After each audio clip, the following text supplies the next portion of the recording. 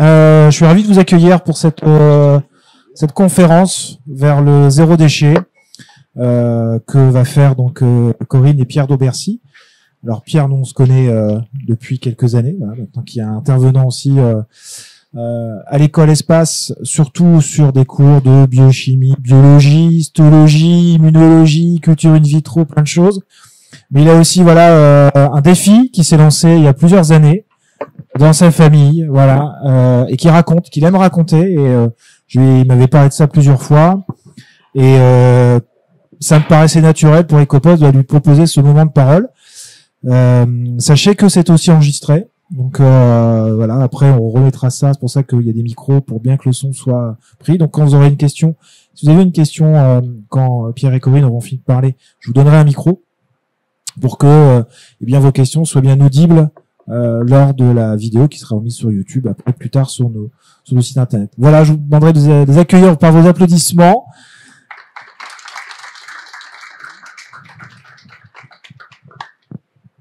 Je commence. Alors, bonjour à tous. Donc, Corinne Daubercy et Pierre Daubercy. On a une petite diapo de présentation.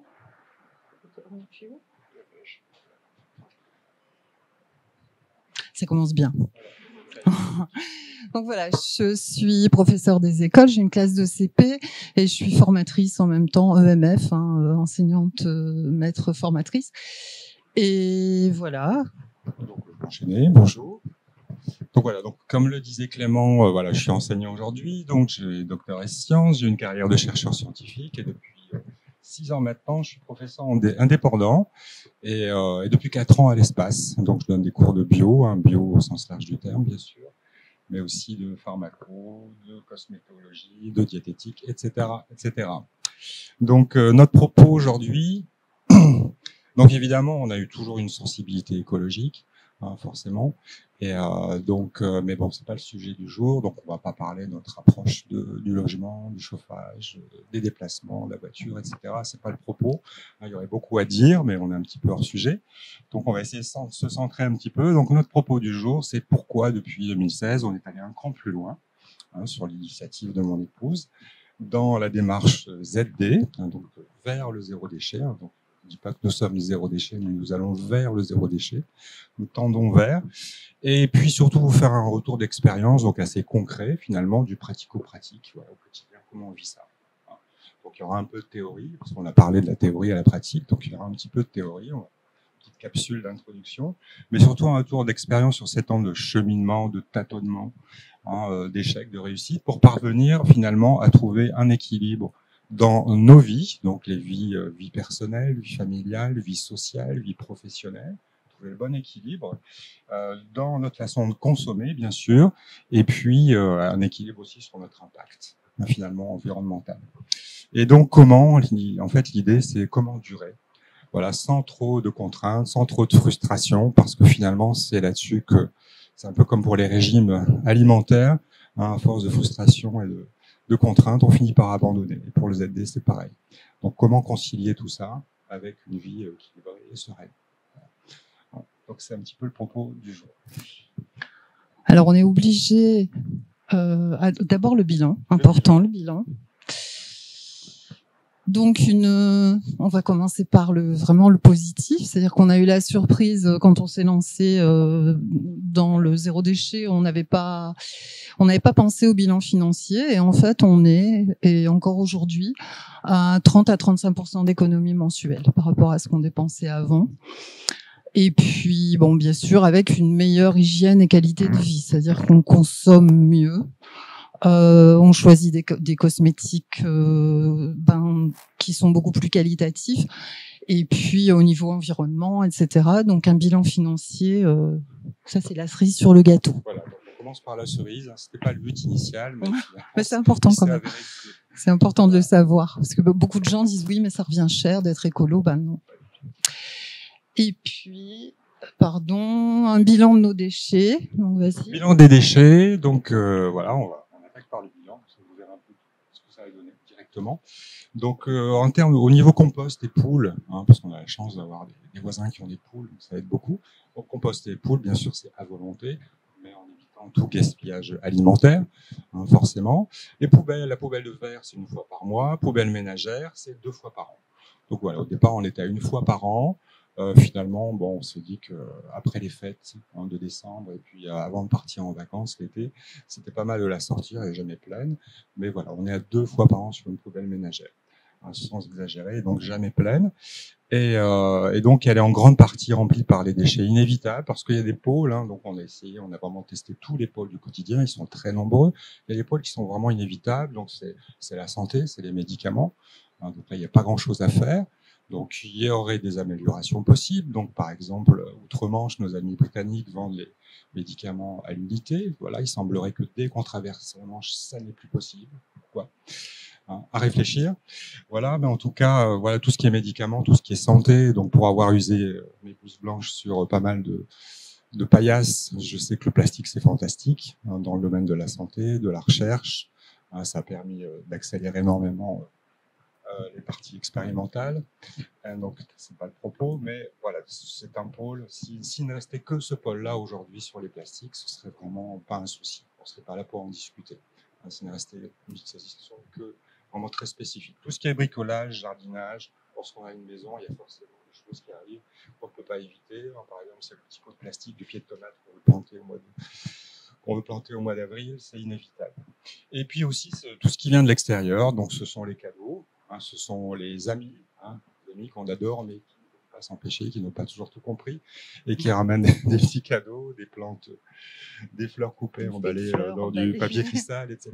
Donc voilà, ça fait partie des choses de la vie, et puis on accepte. Enfin, tout simplement, on n'est pas des ayatollahs, comme on dit. Donc, et puis la poubelle recyclage, que je mets entre guillemets, hein, donc le recyclage, c'est 1 fois par mois au maximum. Voilà. On tend toujours vers, enfin, vous verrez, d'utiliser le plus possible de verre, de métal, de carton, etc. Donc ça fait partie de notre recyclage. Mais aussi les plastiques. J'y reviendrai un petit peu plus après. Et donc notre objectif depuis le départ, c'est 0 plastique avant tout. C'est vers le 0 déchet, mais c'est surtout le 0 plastique au maximum. Donc pourquoi le plastique ? Pourquoi cibler ce plastique, ce fameux plastique dont on parle tant, fléau planétaire ? Quelques chiffres, hein, donc la partie un petit peu théorique. On va essayer de ne pas la faire trop longue. Donc on en parle beaucoup, le plastique, mais finalement, plus on en parle, plus on en produit, hein, parce qu'on se rend compte sur les courbes, là, sur les données de 2019, hein, c'est le plus récent qu'on a trouvé, hein, qu'on est à 460 millions de tonnes. Bon, le chiffre lui-même, il n'est pas très parlant, il suffit de voir l'évolution, voir les graphes, hein, un peu partout dans le monde, hein, que ce soit en Amérique, en Europe, en Asie. Les productions continuent d'évoluer sans cesse, sans cesse, sans cesse. Encore aujourd'hui, de toute façon, elles augmentent. Il y a eu un petit pic, un petit creux dans la crise de 2008-2009. Il y en a eu un petit peu aussi, un petit creux ici plus récemment avec l'arrivée de la Covid. Mais là, tout est reparti à la hausse, hein, sans souci. On est parti à fond. Donc la production, donc 460 millions de tonnes, et dont 353 millions de tonnes de déchets qui ne sont pas, qui sont sous forme de déchets. Donc je vous laisse faire le calcul. On est à plus de 90%, hein, au niveau mondial, donc de plastique généré qui finissent sous forme de déchets.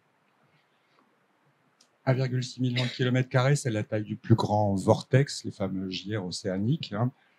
Celui-là, il est assez connu. Qui représente 80 000 tonnes de déchets plastiques. Donc là, on est à une échelle macro. Donc, ce sont les plastiques visibles à l'œil nu, hein, bien sûr. Donc, c'est 5 kilos de plastique par kilo de plancton, à peu près. Donc, c'est énormissime. Et donc, on estime environ, hein, d'après la plupart des sources, qu'il y a 7 millions de tonnes de déchets plastiques qui flotteraient sur les océans, dont 80% donc de ces déchets ont été produits sur Terre et amenés par les vents, bien sûr, les courbes.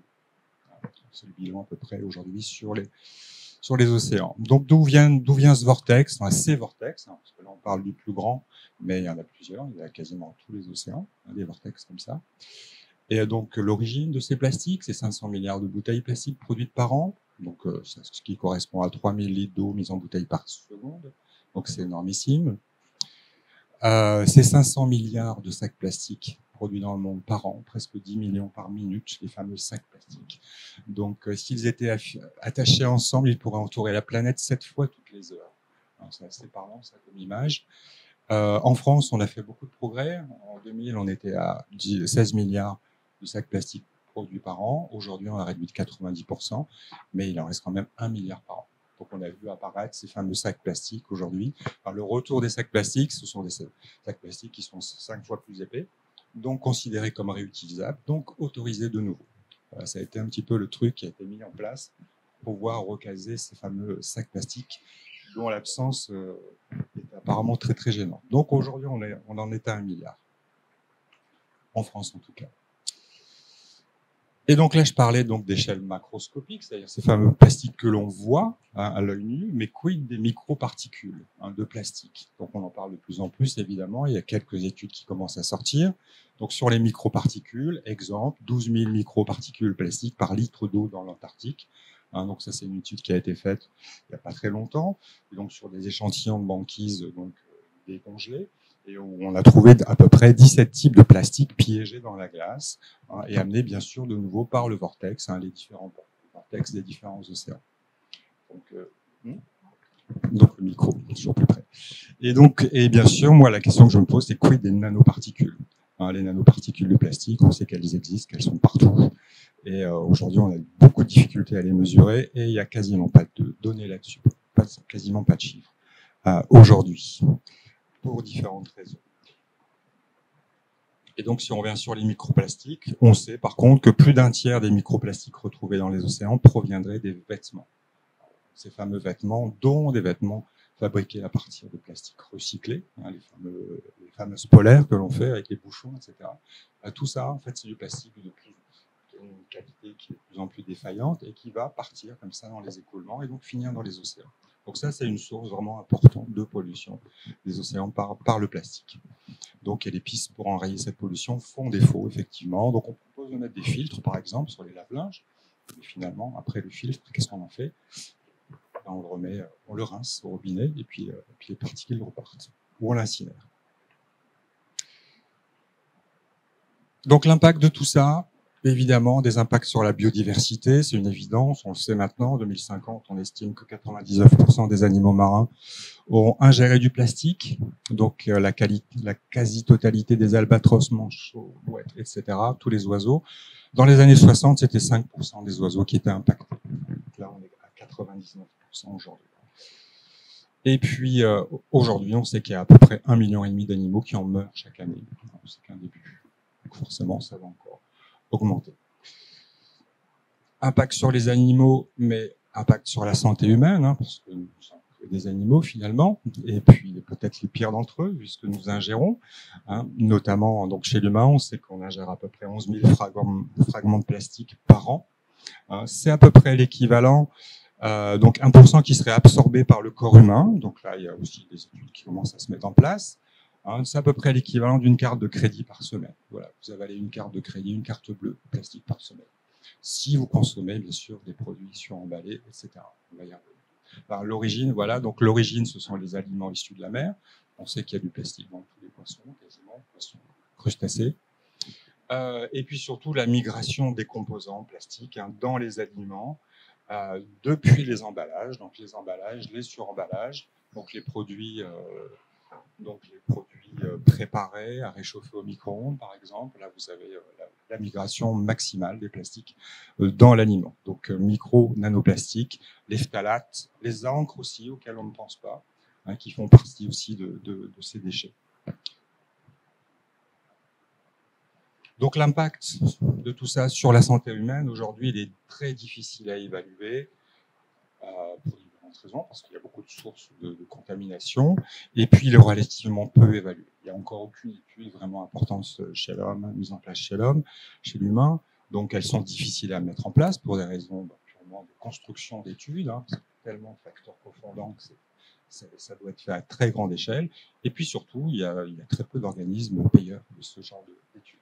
Très difficile de trouver des financements pour les mettre en place, pour des raisons évidentes. Donc, microplastique, ce que l'on sait sur les micro-nanoplastiques en santé humaine, c'est qu'on trouve des traces de tout ça dans nos poumons, nos intestins, dans le sang circulant, évidemment, et puis aussi les placentas. Donc, le plastique est partout, clairement. Et donc, quel est l'impact chez l'humain? On ne sait pas. On a des résultats chez l'animal, bien sûr. et on observe des effets délétères, hein, donc dans des modèles animaux, dans des cellules humaines en culture, hein, on observe des phénomènes d'inflammation, de déclenchement d'allergies, de la mort cellulaire par apoptose, etc. Donc on imagine qu'in vivo, les effets ne peuvent pas être non plus très positifs. Donc moi j'ai rajouté mon petit commentaire. Peut-on oser une mise en relation entre ces phénomènes et puis l'explosion qu'on observe depuis ces 20-30 dernières années de certaines pathologies qui ont vraiment explosé. Là, je parle des allergies, je parle des maladies inflammatoires chroniques, donc respiratoires, les fameuses BPCO. On pourrait parler des bronchiolites aussi, chez les nouveau-nés, qui n'existaient pas il y a 40 ans, mais qui aujourd'hui impactent tout le monde, quasiment tous les bébés. Chez mes élèves de CP. Bien sûr, tu connais bien le problème aussi.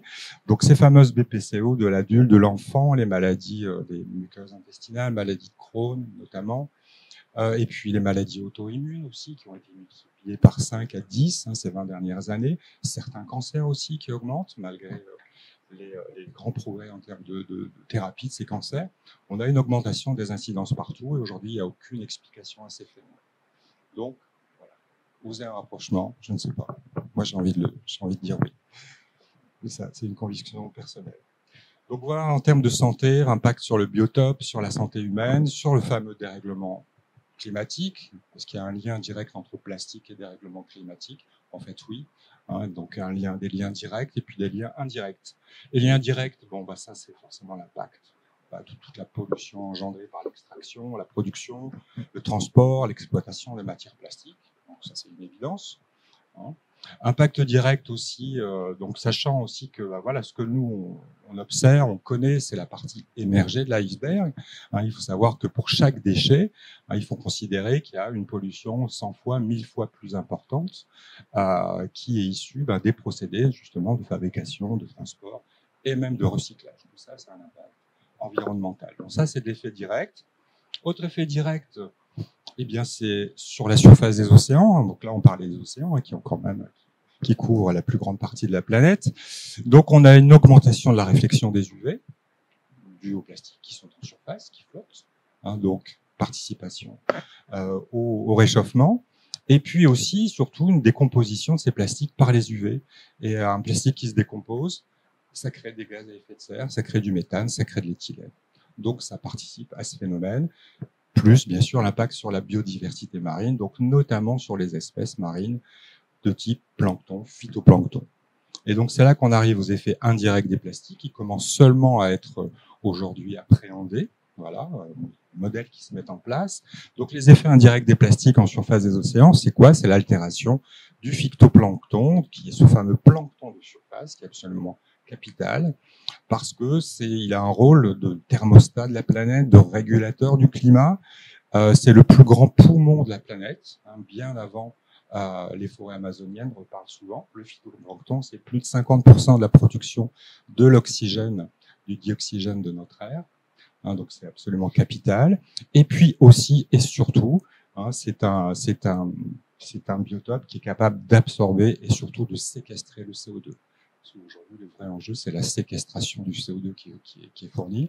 Or, ce phytoplancton, il est capable donc d'intégrer ce CO2 atmosphérique dans son squelette. Voilà. Ensuite, de permettre de nourrir différents types de plancton et autres crustacés. Et puis le tout sédimentant au fond des océans.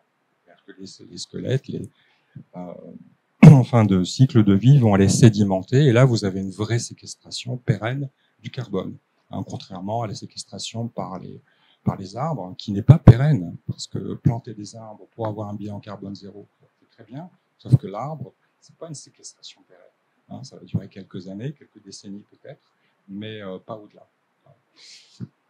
Donc voilà, donc là on est en pleine rupture d'un cercle vertueux du cycle de carbone. Là il est complètement désorganisé et donc il est évident qu'il a une forte contribution au dérèglement climatique. Aujourd'hui c'est pas quantifiable, les études sont très complexes et puis elles débutent à peine, mais on sait que l'impact est énormissime. Donc voilà le tableau qui n'est pas très réjouissant. On va dire oui mais maintenant on recycle, c'est chouette. Le recyclage bien sûr, tous pour le recyclage, mais bon, il faut savoir quand même que 91% des déchets plastiques ne sont pas recyclés, hein, globalement, au niveau mondial. On sait tous aujourd'hui que les cycles, notamment en Europe, en France en particulier, les cycles les circuits de recyclage sont complètement saturés, puisque la production explose, continue à augmenter. Les circuits sont saturés. En France, on recycle à peu près entre 10 et 20%, 25% parfois des emballages, selon les sources, hein, qui finalement vont redevenir des déchets pour la plupart d'entre eux, parce qu'un plastique recyclé, c'est un plastique qui va être relargué dans la nature, en dehors de quelques utilisations marginales, du type utilisation à plastique recyclé pour isoler une maison, voilà, isolation, bon, c'est pérenne, mais pour le reste, tout va retourner sous forme de plastique. Là, aujourd'hui, on sait, voilà, si on regarde un petit peu la façon dont la France gère ses déchets, enfin, la France et d'autres pays européens, c'est à peu près équivalent. Hein, il y en a à peu près, donc là, on a un chiffre de 25% de déchets recyclés. On a quand même 7,5% qui finissent en décharge, hein, donc qui vont se décomposer aux UV pour former des gaz type méthane, ou qui vont infiltrer les sols, les nappes phréatiques. Et puis, on en a 67,5% qui sont utilisés, qui sont incinérés tout simplement. Hein, alors aujourd'hui, dans la novlangue actuelle, on appelle ça de la valorisation énergétique. Mais c'est de l'incinération. Donc ça produit du CO2. Donc finalement, moi, en préparant ces diapos, je me suis souvenu de cette phrase de Lavoisier qui ne m'a jamais quitté: rien ne se perd, rien ne se crée, tout se transforme. On en est là, le cycle du carbone, c'est ça. Hein, donc les recycleurs vont dire ouais, tout se transforme, c'est génial. Moi, j'ai envie de vous dire rien ne se perd, parce qu'à partir du moment où vous allez chercher des hydrocarbures dans le sol, les amener en surface, une fois qu'ils sont en surface, le seul moyen de s'en débarrasser, c'est de les reséquestrer. Or, ça aujourd'hui, on ne sait pas faire. Donc, rien ne se perd, donc tout est là. Donc, que ce soit incinéré, que ce soit laissé en décharge, que ce soit recyclé, votre carbone reste en surface. Et il contribue, bien sûr, au dérèglement climatique que nous observons aujourd'hui. Et pourtant, pendant ce temps-là, voilà, fini pour la partie théorique. Voilà ce que l'on trouve encore, bien sûr, dans les grandes surfaces. Donc, ce sont les photos qui ont un an ou deux, mais on aurait pu aller en faire hier. À droite ou à gauche, on aurait trouvé exactement la même. Donc, en plus, ça, c'est ce type de barquette qui est absolument catastrophique, hein, qui est quasiment inexploitable. À part l'incinération, on ne peut vraiment pas en faire grand-chose. Donc, de la ficelle emballée comme ça, des pommes comme ça à usage unique, enfin, à l'unité, emballées, écologiques, hein, bien sûr, hein. Donc, fruits issus de pratiques écologiques et responsables. Voilà, c'est nos actions aussi pour la planète, voilà, pour l'environnement. Voilà, on trouve encore ce genre de choses. C'est là aussi pas mal, des œufs plats, hein, ça c'est bien aussi. Et puis, voilà, on ne vous a pas mis la version œuf dur qui existe également. Donc ça, c'est encore aujourd'hui, c'est encore du quotidien, du contemporain. On n'est pas allé déterrer de vieilles choses, tout ça existe encore. Donc voilà, prise de décision. Donc je vais passer la parole à Madame, parce qu'à l'origine, l'origine du monde, c'est la femme, et l'origine du ZB chez nous, c'était Madame. Donc je passe. Merci. Donc je vais vous expliquer la prise de décision, en fait, comment c'est né. Donc une rencontre. On a toujours une conscience écologique quand même assez prononcée, mais on n'était pas dans l'action. On râlait énormément, on pestait devant les informations, on essayait de convaincre les gens que l'écologie c'est quand même important. Et à l'époque il y avait du boulot parce qu'on était vu que déjà c'était plus difficile. Et par contre on n'agissait pas vraiment. Nos actions, elles étaient plus dans on dénonce, mais pas vraiment concrètes. J'ai fait une rencontre des potes d'une de mes filles qui est venue à la maison et en discutant, Thomas m'a dit nous on est en plein, on se lance dans le zéro déchet, on a lu un bouquin, c'est génial, tu devrais le lire. Alors évidemment je me suis procuré ça tout de suite, j'ai commencé par Bea Johnson qui est la papesse du zéro déchet, et puis j'ai enchaîné sur le livre de la famille presque zéro déchet, ce guide. Et puis une prise de conscience. Alors cette phrase à laquelle je tiens énormément, le bonheur vous appartient quand ce que vous pensez, ce que vous dites, ce que vous faites sont en harmonie. Cette phrase, elle est très importante dans ma vie, mais elle a pris encore un sens différent à cette époque-là. Je me la suis vraiment appropriée par rapport à l'écologie, par rapport à ce qu'on pouvait faire. Donc elle a été très importante. Donc action. Ça nous ressemble un peu quand même. Donc, d'abord, on s'est posé 1 milliard de questions, évidemment, une nouvelle façon d'acheter, de consommer, donc de vivre, pour tenter de sortir d'un système, hein, et puis s'accorder avec nos valeurs. Donc on a commencé, j'avais lu beaucoup là-dessus, ce qui est important aussi psychologiquement, c'est de se débarrasser, donner, échanger, parce qu'on vit dans le surconsumérisme, hein, et la maison, il y a trop de choses en fait. Donc ça permet de se poser des bonnes questions. Alors bien sûr, jeter, débarrasser, donner, échanger, ça ne s'est pas fait n'importe comment. Je vous expliquerai après au fur et à mesure de quoi on s'est débarrassé. On a la chance d'avoir pas loin de chez nous la boutique à dons. Hein. On fait des dons, mais on peut aussi aller. Ça ressemble à un magasin, mais tout est gratuit et tout est issu des dons. Troc et dons aussi sur des sites, sur des groupes où on peut troquer ou donner des choses qu'on n'utilise plus. Les fringues aussi, important. Et puis des vides-greniers gratuits, des gratiférias. J'en ai même organisé une dans l'école où les parents d'élèves pouvaient venir déposer des choses que d'autres prenaient, des cartables, des choses qui ne servaient plus. Bon, donc ça c'est intéressant.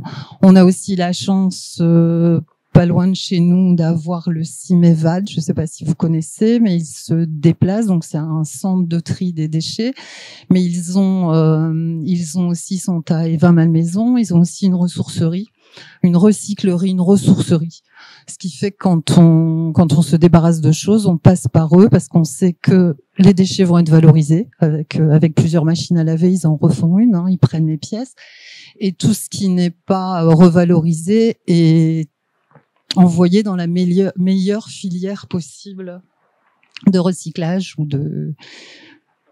Voilà. Donc, je suis tombée sur cette photo, je voulais la mettre. Antoine Repessé, qui est de Lille, hein, qui a eu un projet. Il a fait beaucoup de photos sur 4 ans de déchets sans les jeter. Dans une salle de bain, ça donnerait ça. Et je me suis beaucoup interrogée parce que c'est vrai qu'on n'en est pas loin et c'est vrai que si on se pose les bonnes questions, chez nous, c'était à peu près ça, hein, au bout de 4 ans. Bon. Donc du plastique, des perturbateurs endocriniens bien sûr. Hein, Pierre m'a briefé parce que c'est lui le scientifique de la famille, mais il m'a alerté aussi là-dessus. Et puis au début, j'ai voulu remplacer absolument. Donc là, c'est mes débuts, mes balbutiements dans le zéro déchet. J'ai voulu remplacer à l'identique tout ce qu'on achetait à l'époque. Donc là, on en est bien loin maintenant, vous verrez. Donc il me fallait que je fasse le produit qui désinfecte, le déo pour les toilettes, les pastilles lave-vaisselle, le produit qui pour laver le sol mais qui sent le muguet, du déodorant, du démaquillant, du dentifrice qui ressemble au vrai, de l'adoucissant qui sent super bon parce que on a été longtemps, même nous, on a fait partie des gens qui pensaient que ça sent bon donc c'est propre, alors que non, c'est pas parce que ça sent bon que c'est propre, c'est parce qu'on a mis des composants pas toujours clean d'ailleurs, hein, des parfums, des parfums de synthèse, etc. Le liquide vaisselle. Enfin, je voulais tout remplacer à l'identique, mais cette fois-ci dans des bidons en verre, etc. Mais j'en suis vite revenue. Donc maintenant, on a une salle de bain vraiment minimaliste. Voilà tout ce dont on a besoin de rien d'autre pour tout faire dans la salle de bain. Donc nos besoins, un shampoing évidemment solide, de l'argile, je vous donnerai quelques exemples de produits que je fais, de l'argile, du sucre, du marc de café, hein, pour le gommage, il n'y a rien de tel, du bicarbonate de soude, de la maïzena, de la cire d'abeille en très faible quantité, parce que j'ai conscience que c'est un produit précieux, donc je ne l'utilise que dans très peu de produits. Idem pour l'huile de coco, j'y fais très attention, j'en utilise très peu, parce que ça peut devenir aussi une catastrophe écologique. écologique d'en utiliser trop. Quelques huiles essentielles, un savon d'Alep, de l'aloe vera, de l'huile d'olive, ultra précieux. Et puis auriculi, hein, bien sûr, plus de coton-tige, un rasoir en métal, et puis des eaux, des hydrolats. Et en fait, avec ça, on fait tout. Et puis quelques petits plus bien choisis, parce que c'est important aussi de se faire plaisir et de rester coquet. Donc on a bien galéré, mais on a trouvé quand même des marques qui proposent des contenants en verre avec des produits très clean, en plus en France, fait en France, et puis des tubes de crème mais en métal. Donc là, et puis le maquillage évidemment, hein, mais dans la mesure du possible, 0 déchet, et puis toujours pareil avec des produits bio. Voilà par exemple la douche. Donc dans ma douche, j'ai mon shampoing solide, un savon pour le corps sans huile de palme, j'y fais très attention. Le petit flacon là, c'est du sucre avec de l'huile d'olive pour faire un gommage visage, et puis dans le grand flacon, c'est du marc de café avec de l'huile aussi pour me faire un gommage corps. La bouteille qu'on voit derrière, c'est mon après-shampoing, c'est du vinaigre de cidre bio. Et vous voyez mes cheveux, tout va bien. Et ça ne sent pas, ça sent sur le coup. Au début, ça me faisait très peur. D'ailleurs, j'ai essayé de faire 1 milliard de macération avec de la lavande, avec des... Bon, puis pour finir, j'en suis revenue parce que l'odeur ne reste pas. Donc, ça ne valait vraiment pas le coup. Alors la douche, puisqu'on parle de la douche, on fait aussi très attention à l'eau. On ne prend pas de douche tous les jours, mais je vous rassure, on est très propre. Mais on se lave aux gants de toilette, on prend une douche. Moi, je prends ma douche quand je me lave les cheveux. Le reste du temps, je me lave, bien sûr, je vous rassure, mais aux gants de toilette. Et c'est bien meilleur pour la peau. J'ai une peau beaucoup moins sèche depuis que je fais ça. Le déodorant, par exemple, je le fabrique moi-même et ça, on en est super content. On changerait pour rien au monde. Donc là, l'huile de coco est indispensable parce qu'il faut que ça fige. Cire d'abeille, bicarbonate de soude, maïzena et des huiles essentielles antitranspirantes, etc. Le palmarosa pour l'odeur. Bon, ça, c'est notre chouchou. On ne peut plus s'en passer. Les dents. Alors les dents, les dents, c'est un sujet difficile. J'ai à peu près tout essayé pour convaincre mon mari. Moi, ça me convient. Oui, oui. Donc, moi, ça me convient parfaitement. J'utilise de l'argile. Avant, j'utilisais de l'huile de coco pour que ça ressemble à une pâte. Maintenant, je peux très bien mélanger de l'argile, un tout petit peu de bicarbonate de soude et quelques huiles essentielles et tremper ma brosse à dents dedans. Ça me va parfaitement. Pour essayer de convaincre Pierre, j'ai trouvé un dentifrice à la menthe. C'est des petites pastilles, hein, donc c'est vraiment sans déchets. C'est des petites pastilles à mettre dans un flacon en verre. On met de l'eau et puis ça mousse. Bon, c'est très sympa, c'est très frais, mais pas encore assez. Donc bon, je ne désespère pas, mais j'avoue que là, je renonce un petit peu quand même. Démaquillant, alors ça, vaste sujet, le démaquillant. Moi, j'ai acheté plein de trucs pour me démaquiller. Pour moi, bon, j'ai été élevée comme ça, hein, on ne va pas se coucher sans se démaquiller. Évidemment, je continue. Mais je me suis aperçue que de l'huile d'olive, c'est juste ce qu'il me faut et je n'ai besoin de strictement rien d'autre. Un peu parfois d'hydrolat pour rafraîchir, mais encore, l'huile d'olive, ça dissout de toute façon le maquillage parfaitement et ça me convient très très bien. En parlant des démaquillants, je fais un petit crochet quand même parce que je suis tombée sur une émission là-dessus qui m'a vraiment choquée parce que je m'attendais pas à ce que ce soit à ce point-là. Pierre vous a parlé tout à l'heure de la partie immergée de l'iceberg, donc je vais l'illustrer avec le coton à démaquiller. Alors les chiffres sont vraiment fiables parce que je les ai vérifiés. Consommation moyenne, c'est 6 cotons par personne, hein, 6 cotons par jour, donc plus de 2100 par an. Or, la culture de ce coton, c'est l'une des plus polluantes au monde. C'est-à-dire que 24% des pesticides mondialement produits partent dans la culture du coton. Elle est hyper consommatrice d'eau. Hein. Faut plus de 5000 litres d'eau pour faire 1 kilo de coton. Le traitement de ce coton jetable, il est encore, pour nombre d'entre eux, au chlore ou à partir de métaux lourds.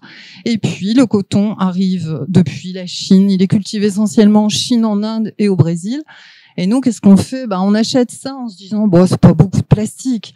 Et puis, on frotte un tout petit peu, puis on jette à la poubelle. Et alors que les lingettes lavables, hein, les cotons lavables, comme on en a vu dans la diapo précédente, là, les carrés démaquillants, c'est juste parfait. Et en plus, c'est sans pesticides. Donc voilà. Les produits ménagers, on a besoin que de ça.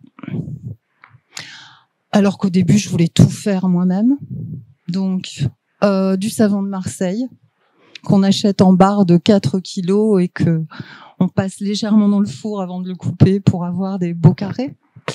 De la maïzena, du bicarbonate de soude, de l'acide citrique, du blanc de meudon, puisque je fais de la pâte qui ressemble à la pâte d'argile pour nettoyer la robinetterie, etc. Des cristaux de soude, du percarbonate de soude, ça je l'utilise pour blanchir le linge, pour faire la lessive qui lave plus blanc que blanc, comme disait Coluche. De la vodka, ça c'est pour me donner du courage. Non, en fait, la vodka, j'ai mis une bouteille de vodka parce qu'on a vraiment galéré pour trouver de l'alcool ménager sans plastique.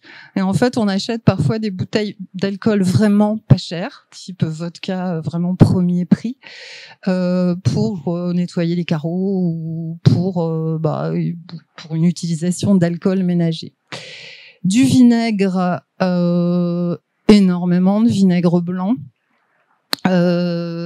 et du savon noir. Donc ça, c'est vraiment la base. Et on s'aperçoit qu'au début, je sais pas combien de recettes j'ai essayé, mais des dizaines pour trouver le liquide vaisselle qui fonctionne, j'ai abandonné. Maintenant, je vous montrerai comment on fait, mais j'ai abandonné. Donc la vaisselle, la voilà. Donc au début je faisais ce qu'on appelle un cake vaisselle dans le petit pot là-bas. Donc c'est une recette à base de SCI pour que ça mousse, etc. Enfin c'est un peu chronophage, ça fonctionne bien, mais ça prend du temps. Maintenant on utilise un savon de Marseille. Alors évidemment il faut que ce soit le vrai, parce que du savon de Marseille il y a que 4 ou 5 marques qui font du vrai savon de Marseille. Savon de Marseille avec une brossette ou des petites lingettes lavables, et on fait toute notre vaisselle comme ça, et la vaisselle est propre en fait. Je n'ai absolument plus besoin de liquide vaisselle.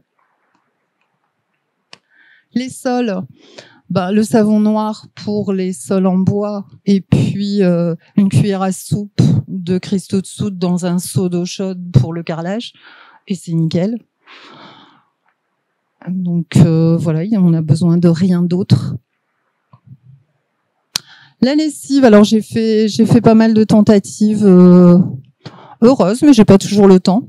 Donc la lessive de lierre, de la lessive à 0 €, et ça marche très bien puisque le lierre contient, alors je sais pas si de la saponine, c'est donc voilà, après une décoction, on fait chauffer, etc. On obtient une lessive qui mousse et qui lave bien, je trouve.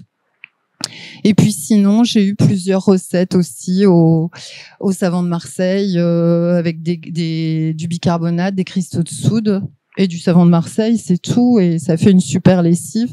Le percarbonate, je l'utilise, je l'ai dit tout à l'heure, pour blanchir le linge, où je le mets dans la machine à laver au moment où je mets en route, je mets une cuillère à soupe de percarbonate si c'est du linge blanc.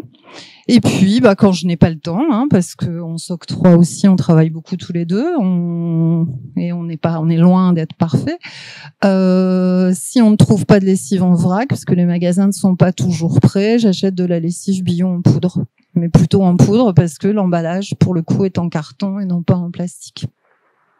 Et puis l'adoucissant, pareil, vinaigre. Alors j'ai essayé dans le vinaigre de mettre des trucs qui vendent, c'est Aromazone qui faisait ça, des trucs qui soi-disant vont sentir bon, etc. C'est faux, en fait. L'odeur ne reste pas du tout sur le linge. Et puis l'odeur, on en est revenu aussi, parce que maintenant, autant cette odeur de draps frais qu'on considérait comme des draps propres. Ça nous manquait, ça nous a vraiment manqué au début. Autant maintenant, elle nous incommode, cette odeur. Et là, c'est fou, comme le cerveau peut se déshabituer. Et pour nous, du linge propre, c'est du linge qui ne sent pas. Et on a dormi chez des amis il y a pas longtemps. Il y avait beaucoup d'adoucissants dans les draps. J'avoue que, bon, évidemment, on s'y est fait, hein. Mais bon, c'est pas très agréable. T'as mis de l'adoucissant ce soir? Parce qu'on dort chez notre fille ce soir. Mais non, elle est aussi rentrée. Ils sont tous les deux rentrés quand même pas mal dans le ZD. Les surfaces, la robinetterie, les vitres, les meubles en bois, là pour le coup. Alors c'était ça ce que je faisais là, les citrons. Bon, c'est facile à faire, hein. Vous avez un bocal avec du vinaigre et puis à chaque fois que vous utilisez un citron, vous le mettez dedans. C'est vrai que ça donne une odeur sympa, mais ça on ne le fait plus. Voilà, donc ça c'est de la pâte. Ça ressemble à la pâte d'argile qu'on achète dans les magasins de bricolage et qui est absolument génial pour nettoyer la robinetterie. Mais ça, je la fais moi-même maintenant avec du blanc de meudon. Et elle fonctionne tout aussi bien. Donc voilà, pour les meubles aussi, je fais mon produit moi-même à base de savon noir pour les meubles en bois. Et ce qui est bien aussi, c'est qu'on peut mettre les huiles essentielles qu'on veut, y compris d'huile essentielle. Je cherche le nom qui éloigne les moustiques, à la citronnelle, pour éloigner les insectes l'été.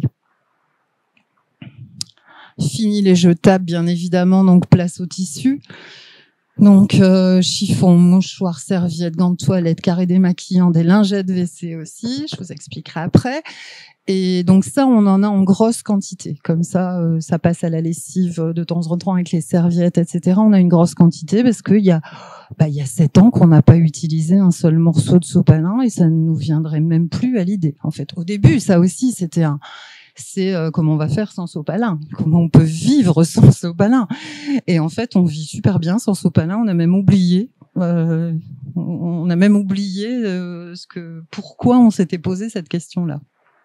Et puis évidemment des mouchoirs en tissu. Alors j'ai déjà entendu des gens me dire, mais des mouchoirs en tissu c'est sale. Non, non, c'est absolument pas sale. On se mouche pas 18 fois dedans et on les lave nos mouchoirs en tissu. Donc non, mouchoirs en tissu, ce n'est pas sale. Les WC. Donc c'est encore une photo d'Antoine Repessé. Donc les WC. C'était une vraie question au départ. Au niveau consommation d'eau, parce qu'en France, c'est quand même 14 000 litres pour une personne en un an de consommation d'eau potable, quelque part, ça interpelle. Et oui, 3 200 litres d'eau utilisée chaque seconde. L'impact écologique du papier toilette aussi dans le monde. Donc au niveau des arbres, donc les chiffres que j'ai trouvés, WWF, c'est 270 000 arbres utilisés pour produire des produits ménagers à base de papier, dont le papier toilette quand même chaque jour. 150 litres d'eau nécessaires pour la fabrication d'un rouleau de papier toilette. J'ai pris le chiffre le plus faible que j'ai trouvé, parce qu'il y en a qui annoncent des chiffres beaucoup plus élevés que ça. Et puis, la consommation de papier toilette en France, c'est 13 kilos de papier toilette par seconde, et un chiffre d'affaires évidemment de 786 millions d'euros par an. Donc, on a trouvé une solution qui nous convient parfaitement, c'est la douchette WC. Douchette WC, je vais développer après. Donc douchette WC évidemment avec les petites lingettes en tissu, parce que l'avantage de la douchette WC, c'est qu'on se lave. Donc quand on utilise une lingette, elle est propre la lingette. C'est pas comme le papier toilette. D'ailleurs, je trouve ça beaucoup plus propre d'un point de vue hygiénique. Et puis, alors au début, je faisais mes produits, ça c'était le début. Hein. Donc j'avais fait dans des moules à glaçons, des petits cœurs à base d'acide qu'on met dans les toilettes. Tout ça, je voulais que tout soit joli. Je voulais.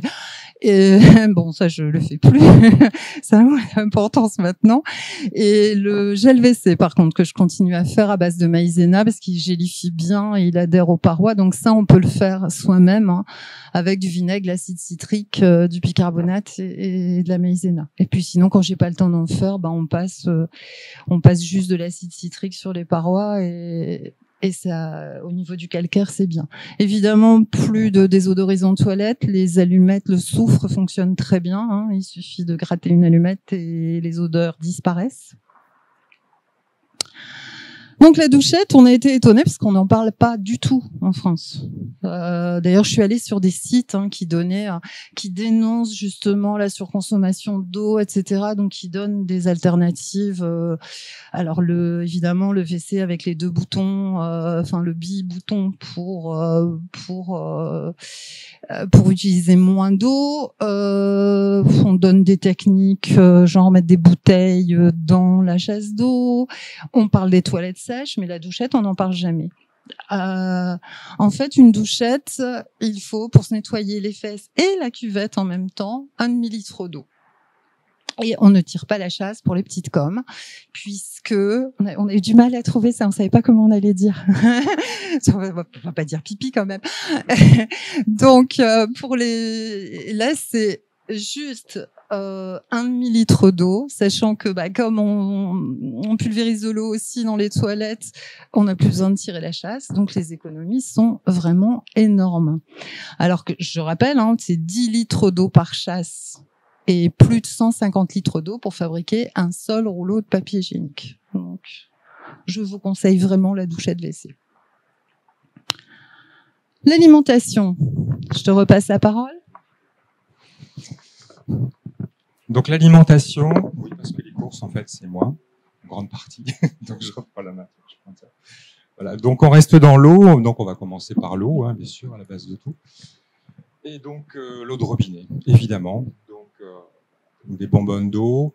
L'eau de robinet, c'est une qualité irréprochable. C'est un des produits les plus suivis hein, au niveau alimentaire, donc qui est très très contrôlé. Donc il y a quelques exceptions, c'est vrai. On sait qu'il y a quelques régions, notamment très agricoles, où l'eau de robinet est assez discutable. Voilà, c'est pas notre cas, on a cette chance-là. Voilà, donc on l'utilise. Donc voilà, on a utilisé pas mal de choses. Là, on utilise des petites perles de porcelaine. Donc on laisse l'eau un petit peu décanter, un petit peu s'évaporer, perdre son chlore avant de la consommer. Donc on a un petit roulement comme ça sur une bonbonne de 8 litres, 8-10 litres.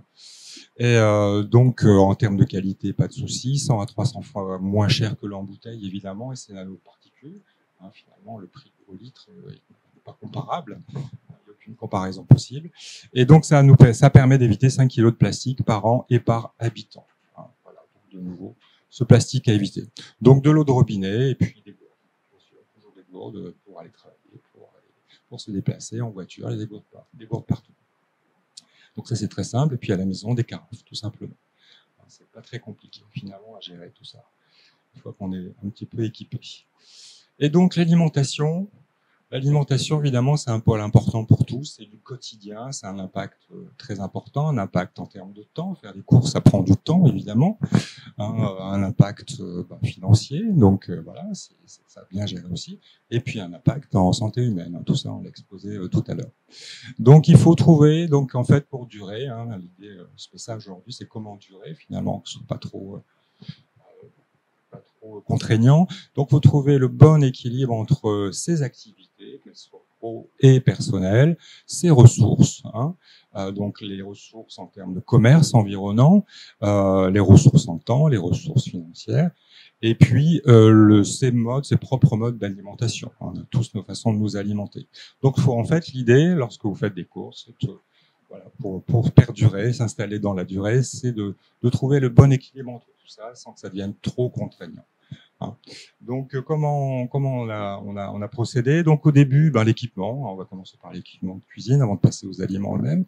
Donc on a d'abord fait un grand ménage à la maison, donc minimalisme, durabilité, et donc progressivement, très progressivement, on a remplacé tous ces accessoires en plastique par des accessoires soit en bois, soit en métal.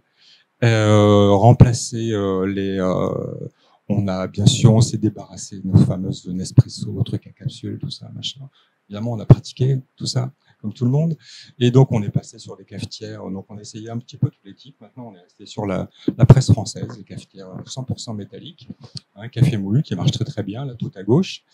Les casseroles, donc tout ce qui est ensuite casserole, fait tout, etc. Tout le Tefal a été évidemment systématiquement éliminé de la cuisine pour d'autres raisons. Donc, ça, c'est l'empoisonnement par le téflon. Non, donc, je l'ai pas abordé, mais on peut pas tout aborder ici.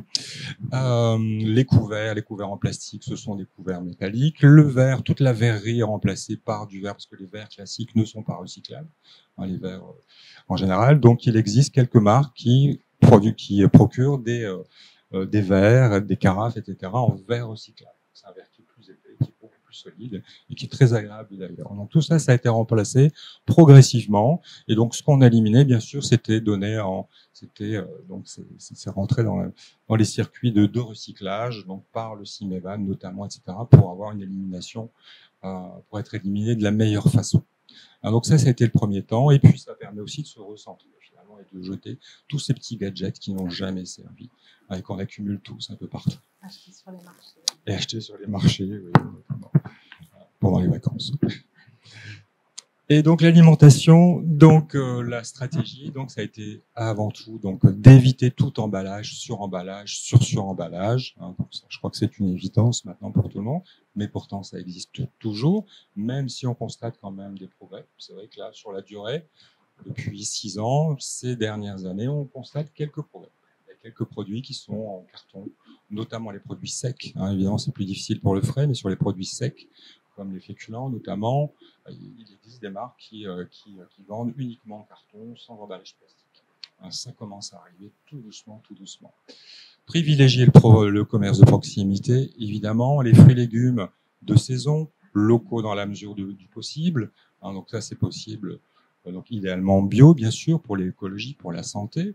Donc voilà, alors si vous vivez à la campagne, c'est très facile, il y a toujours une petite ferme qui traîne et qui vend des produits locaux, mais en ville, c'est possible aussi, il y a des centrales d'achat, notamment en région lilloise, je crois qu'on est pas mal desservi aussi. Et puis, bien sûr, éviter le gaspillage. Hein, donc le gaspillage alimentaire, en France, donc c'est absolument, donc ça n'a pas été remis à jour, ça a quelques années.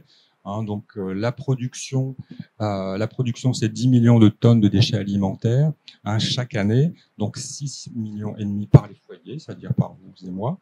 Hein, le reste par la distribution, la restauration, dont 1,2 million de tonnes de nourriture encore consommable, soit 20 kilos par an et par Français. Donc ça, on a aussi beaucoup travaillé cet aspect-là, de réduire les déchets organiques. Donc de toute façon de les retirer des poubelles classiques, parce qu'en plus on apporte de la matière humide et donc on rend les matières beaucoup plus difficilement incinérables avec ces matières organiques, donc on les a totalement retirées pour les mettre en compost et puis bien sûr réduire ce fameux gaspillage alimentaire.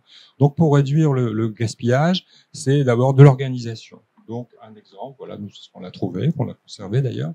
On utilise une petite appli qui est toute simple, qui s'appelle Trello, et donc qui permet de faire des listes de menus. C'est-à-dire, avant de faire les courses, vous faites vos listes de menus, vous savez déjà ce que vous allez manger sur la semaine. Ça permet de faire une liste de courses, et à partir de là, d'aller faire les courses tranquillement, avec ses emballages. Donc, on s'équipe, voilà, on sait exactement ce qu'on va manger, on sait exactement ce qu'on va acheter, on n'achètera rien d'autre. Sauf petite exception, sauf petit craquage, ça peut arriver, mais ils sont beaucoup plus limités dans ces cas-là. Et donc on s'équipe, on sait ce qu'on doit acheter. Donc si on doit acheter des fruits et légumes, ce sont des poches comme ça en tissu qui sont là à droite, qui permettent de mettre les fruits et les légumes sans passer par les sacs plastiques, ni même les sacs maïs, sur lesquels il y a pas mal à dire, en termes de culture du maïs, mais aussi en termes de biodégradabilité. J'en ai mis pas mal dans mon compost et ils y sont encore d'ailleurs. Quand je récupère le terreau du compost, les sacs maïs sont toujours dedans, sont toujours pas dégradés. Donc très discutable. Donc aujourd'hui, on est sur des petits sacs en tissu, des bocaux, des boîtes comme ça qui vont me permettre d'acheter en vrac. Donc l'idée ici, c'est d'acheter en vrac et donc d'arriver bien équipé en sachant ce qu'on va acheter. Donc acheter en vrac, ça couvre donc une gamme très très large. Donc ce sont les féculents, donc ce sont les pâtes. On peut facilement acheter plus en région lilloise, c'est encore plus facile. Hein. Il y a pas mal de boutiques qui offrent du vrac de qualité et à des prix tout à fait corrects, donc des pâtes, du riz, etc., du sucre, tout est achetable en vrac quasiment.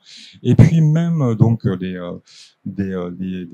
biscuits apéritifs, des noix de cajou, des choses comme ça, des arachides, quoi d'autre. Et puis des produits frais. Donc aujourd'hui, c'est moi en supermarché, donc on a un petit supermarché près de chez nous.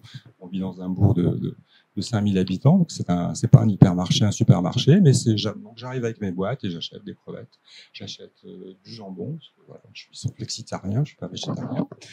Les vendeuses d'ailleurs l'appellent Monsieur Boîte. Voilà, je suis Monsieur Boîte. On est très rare à le faire, donc il est hyper connu aussi. Il est devenu la star du supermarché. Le comté à faire mes courses avec mes boîtes 6 ans plus tard, voilà, toujours tout seul. Voilà, c'est comme ça. Il faut s'y habituer. Donc acheter donc du poisson, de la charcuterie, acheter du gruyère qu'on va râper nous-mêmes plutôt qu'acheter des sachets de gruyère râpés. Hein, donc ça conserve mieux, le goût est bien meilleur et c'est moins cher. Et il n'y a pas de plastique. Hein, donc tout ça c'est très très facile, il suffit de s'organiser avant. Donc tous les fromages, tous ces produits-là, tous les produits frais en particulier, puisque l'emballage du produit frais évidemment il est problématique. C'est en ça que le plastique reste matière intéressante, hein, il n'est pas question de dénigrer les qualités du plastique, le problème c'est ce qu'on en fait, mais pour le produit frais, l'idéal ça reste, de toute façon ces contenants-là, c'est la seule solution, il n'y a pas d'autre, il n'y a pas vraiment d'alternative aujourd'hui dans les différents commerces. Donc voilà, donc ça en hypermarché, en supermarché, c'est possible, dans les petites épiceries aussi du coin, sur Oisem, Gambetta, il y en a plein qui ont fait ça. Un grand recul quand même pendant la Covid, hein, où tout a été remis en plastique. Hein, donc même dans les petites épiceries, on refusait le vrac. Voilà, on avait peur des contacts. Grand frais, c'est pareil, tout a été remis en plastique et tout est encore en plastique aujourd'hui, 3 ans plus tard. C'est un peu dommage, on ne sait pas pourquoi. Apparemment, ça perdure. Donc voilà pour le vrac. Et puis sinon, lorsque le vrac n'est pas possible, eh bien choisir les meilleurs contenants, les moins pires, on va dire. Donc c'est quoi? C'est le verre et le fer, hein, le métal en priorité, parce que ça, c'est recyclable à l'infini, hein, quasiment, avec un coût énergétique assez limité, contrairement au plastique. Hein. Le recyclage du plastique, par exemple, on sait qu'un plastique recyclé, c'est 10 cycles de recyclage au maximum. Sur les bouteilles d'eau, par exemple, les 10 cycles sont atteints en 1 an. Donc c'est ça le recyclage du plastique. Ça, c'est à l'infini, quasiment. Donc, lorsqu'on ne peut pas acheter de vrac, le verre, les conserves, bien sûr, donc le métal en priorité. Sinon, faire au mieux, donc les packs, voilà, ça c'est considéré comme recyclable, mais 3 petits points, est-ce que c'est vraiment recyclé, hein, avec cette fameuse pellicule alu à l'intérieur, hein, très très compliqué ça, de dégager ça. Finalement, je pense que c'est incinéré, tout simplement, même si on vous demande de le mettre dans la poubelle jaune, comme on dit. Voilà, donc ça, c'est quand on n'a pas le choix, sinon du carton, évidemment, ou alors s'abstenir. Donc finalement, s'abstenir, ça a été un peu parfois difficile, parfois un peu frustrant au début, et puis avec le temps, on finit par décanter, on se rend compte, on réalise de ce qui est vraiment important et qui finalement, avec le temps, le devient beaucoup moins. Voilà, donc on décante certaines choses, et puis parfois quelques petits craquages. Donc les craquages, c'est quoi? Ça va être une glace, ça va être un ski. Donc idéalement, on va plutôt les acheter en pinte, les glaces, mais parfois un ski, pourquoi pas. Ou alors, donc là, on a mis un exemple de feta. La feta, on peut la trouver, on peut l'acheter en vrac sans aucun problème, ce qu'on fait régulièrement. Mais parfois, vous êtes en vacances, vous êtes en week-end, ou vous n'êtes pas près du commerce. Et puis c'est l'été, il fait chaud, et les tomates sont belles. On craque un peu sur un morceau de feta. Voilà. Donc c'est le genre de petites choses comme ça, ou alors un pot de crème fraîche, parce que la crème fraîche en vrac c'est pas facile à trouver, de qualité non plus. Donc voilà, ce genre de choses. Aujourd'hui on se l'autorise avec le bilan qu'on vous a présenté au début. Donc ça reste tout à fait acceptable. Et donc après les courses, eh bien c'est ranger les courses. Et donc ranger les courses c'est pareil. Hein. Donc puisqu'on achète en vrac, donc les produits frais là c'est vraiment très très pratique parce que vous rentrez les courses, vous mettez tout directement au frigo. Voilà, donc pas besoin de ressortir. Et puis pour le reste, eh bien c'est s'équiper, donc récupérer des bouteilles de jus de fruits qui deviennent des bouteilles à riz, semoule, etc. Et puis donc s'équiper en différents pots. C'est de l'équipement et c'est de l'équipement durable, hein, bien sûr. Parce que ça c'est pas prêt quitter la maison. Donc, très très pratique. Ensuite, congelé. Donc, le principe des bocaux, le principe des boîtes toujours, des tissus aussi et du batch cooking. Donc, le batch cooking, tout le monde connaît. Hein, vous cuisinez en grande quantité. Hein, juste, vous avez déjà un setup qui est mis en place. Donc, quitte à faire 2 plats, on en fait 10 ou 12. Et puis derrière, on congèle. Donc, un exemple au milieu sont par exemple des pâtes à pizza. Voilà qu'on fait. On fait une douzaine de pâtes à pizza. À l'avance, on les étale, on les roule. On les précuit 2 minutes, et puis ensuite on les emballe dans des carrés de draps récupérés, voilà, des vieux draps récupérés, découpés en carrés, et puis ensuite congelés comme ça, et puis sortis à la demande. Voilà, c'est des choses simples, ça prend 1 heure le dimanche après-midi. Voilà, vous avez un stock de pâtes à pizza pour le mois. Hein, si vous voulez faire des pizzas, bien sûr. Donc ça, c'est la congélation et le batch cooking, ça aussi, c'est très important, très intéressant. Et donc enfin, pour moi, voilà, travailler par exemple, au niveau du travail, c'est le fameux déjeuner. Donc pour moi, le déjeuner à l'espace ou ailleurs, hein, c'est le sandwich préparé le matin avant de partir, avec la baguette du boulanger, des fruits, des légumes, etc. Enfin des légumes, tout ça emballé dans un torchon tout simplement, mis dans un sac, hein, plutôt que d'acheter ça à la boulangerie du coin. Le petit creux entre 2 cours, c'est un mélange d'arachide. Ah, voilà, j'ai un petit pochon en tissu, j'ai toujours ça avec moi. Le dessert, c'est du chocolat en plaques. Voilà. C'est du papier, c'est de l'alu, pas de souci. C'est les fruits. Donc tout ça pour un coût. En plus, on parlait du coût au départ. Hein. Ça, acheté à la boulangerie du coin, c'est 7-8 euros avec le dessert. Hein. Moi, là, ici, le coût, c'est quoi, 1 euro, 1,50 €, peut-être. Donc ça joue aussi, hein, parce que ça, c'est du quotidien. Ça revient tous les jours. Puis c'est emballé dans du tissu, surtout. Et voilà, tout ça en tissu, sans aucun plastique.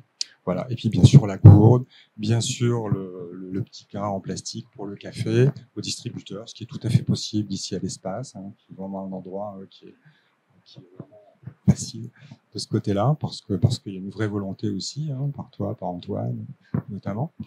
Donc, c'est pas le cas partout, hein, voilà. Mais la plupart des distributeurs aujourd'hui permettent d'utiliser ce genre de gobelets métalliques qui évitent les gobelets plastiques. C'est facile. Donc voilà, je vais te repasser la parole, parce que travailler c'est bien, mais la fête c'est moi. Donc on fait beaucoup la fête à la maison avec nos amis, avec les jeunes, avec les copains de nos enfants, copains, copines. On adore ça. On a une maison qui s'y prête en plus. Donc quand on fait la fête, on est parfois 50 personnes. Donc là, il faut gérer. Et au début, le ZD, c'était un peu waouh, comment on va faire? Et puis en fait, ça s'est très bien géré. Dans les pôles, ce que vous voyez là sur le côté, c'est un vieux drap que j'ai coupé avec des ciseaux cranteurs. J'ai fait 100 serviettes de fête. Avec le ciseau cranteur, ça empêche de s'effilocher. Là, ça fait 7 ans qu'on les a. Ça commence seulement à s'effilocher. Je crois que je vais devoir resacrifier un drap, mais au moins ça, ce sera recyclé. Et je n'ai pas acheté de serviettes en papier. La vaisselle, des pailles en inox, bien sûr, s'il y a des moritos, par exemple. La vaisselle, en verre, prioritairement, hein, j'en ai récupéré pas mal. Et puis même de la vaisselle qu'on trouve parfois à la boutique à Don dont je vous ai parlé. Bon, de la vaisselle, des gens qui débarrassent des maisons, on récupère pour avoir des verres pour faire la fête. Et puis sinon, on loue quand on est vraiment nombreux, qu'il y a de la bière, tout ça, on loue des éco-cups. Le verre consigné, on a de la chance. On a trouvé Cache Boisson. Il y en a peut-être d'autres, mais on a un Cache Boisson pas loin de chez nous et ils font l'eau pétillante, l'orangina, les bières, tout ça, ils le font en verre consigné. Donc ça, j'étais contente de voir que la consigne revient en France parce que je croyais qu'il fallait que ça se faisait uniquement en Belgique, mais non, ça revient en France. Noël approche aussi, donc là c'est un peu en vrac, hein, le choix des cadeaux évidemment, et puis des emballages. Alors, je me suis perfectionnée depuis. Là, j'ai retrouvé cette photo-là, mais j'arrive à faire mieux maintenant. Donc, emballage avec des tissus. Bien sûr, je récupère les tissus après, parce qu'en fait, un papier emballage, il y a beaucoup d'encre, il y a vraiment beaucoup de cochonneries dedans, et puis, ça sert à quoi? Enfin, on ouvre le paquet, on met le papier à la poubelle. Donc, ça interpelle quand même. Et que le papier craft, qui permet, parfois, j'utilise du papier craft, mais en tissu, ça fonctionne très bien et on peut faire des choses très jolies quand on a le temps. Pareil pour les plantes. Je parlais des plantes tout à l'heure, les copains qui nous offrent alors je les adore, mes copains, et évidemment que ça fait plaisir quand on a un cadeau, mais quand c'est emballé dans du papier cristal, tout ça, je me dis mais ça va occuper la moitié de ma poubelle, mais mon bilan alors. Et en fait, je trouve en plus beaucoup plus joli d'offrir une plante emballée dans de la toile de jute ou tout ça. Je trouve ça plus classe, beaucoup plus joli. Mais ça, c'est une histoire de goût. Les 5 R. Donc les 5 R, c'est Bea Johnson. C'est vraiment important. Refuser. Le premier R, c'est refuser. Être capable de refuser. C'est pas facile, parfois, de refuser. Refuser tous les produits à usage unique, les emballages, le superflu. Donc, systématiquement, les sacs proposés dans les magasins. Donc, ça implique forcément d'avoir un tote bag dans son sac, de l'avoir anticipé. Mais il m'est arrivé de sortir de magasins avec des trucs plein les bras, pour réussir à tenir. Refuser d'acheter des produits emballés sur emballés, ça on en a évidemment parlé. Refuser les échantillons, les stylos publicitaires, les calendriers qu'on n'utilisera jamais. Alors j'ai fait beaucoup rire, c'était l'année dernière. C'était un pompier qui venait m'apporter son calendrier, puis j'ai dit non, je donne l'argent mais je ne prends pas le calendrier. Mais si, vous prenez le calendrier. Non, mais il a fallu entrer en négociation pour ne pas prendre le calendrier qui allait aller directement à la poubelle de toute façon puisque j'en utilise pas. Préciser sans paille, alors ça, il y a beaucoup d'efforts qui ont été faits, mais je sais que pendant un moment, j'avais toujours une paille dans mon sac à main, et si on boit un verre en terrasse, il fallait surtout pas oublier de dire qu'on ne voulait pas de paille, parce que sinon, elle arrivait avec le verre, la fameuse paille en plastique. Donc, ne pas oublier de refuser aussi ce genre de choses. Réduire la consommation de biens et d'énergie, vivre mieux avec moins, c'est ce qu'on fait. Nous, on est vraiment rentré. On peut dire qu'on est rentré en déconsommation. On consomme beaucoup moins, mais vraiment beaucoup moins qu'avant. Donc, se poser les bonnes questions. C'est avant d'acheter un objet, est-ce que j'en ai vraiment besoin? Parce que qu'est-ce qu'on a acheté comme truc par coup de cœur, tout à l'heure on parlait sur les marchés, le mec qui fait sa démo avec les pluches machin qu'il nous faut absolument parce qu'on pourra plus vivre sans. Maintenant ça ne marche plus avec nous, parce qu'on en a donné plein, qu'on avait dans les tiroirs et qu'on n'a jamais utilisé. Est-ce qu'il est possible de le louer ou de l'emprunter? Ça c'est dans le bricolage par exemple. Et puis temporiser. Alors j'avais lu quelque chose là-dessus. En fait, ça fonctionne sur moi. C'est quand j'ai vraiment envie d'un truc, j'attends 15 jours avant de l'acheter. Et la plupart du temps, je ne me souviens même plus de ce dont j'avais envie. Je me dis, tiens, il y a 15 jours, je voulais acheter un truc. Mais en fait, j'ai oublié. Donc temporiser, c'est important. Les achats impulsifs sont rarement des achats dont on a vraiment besoin. Le R de réparer, c'est-à-dire réparer tout ce qui peut l'être plutôt que d'acheter.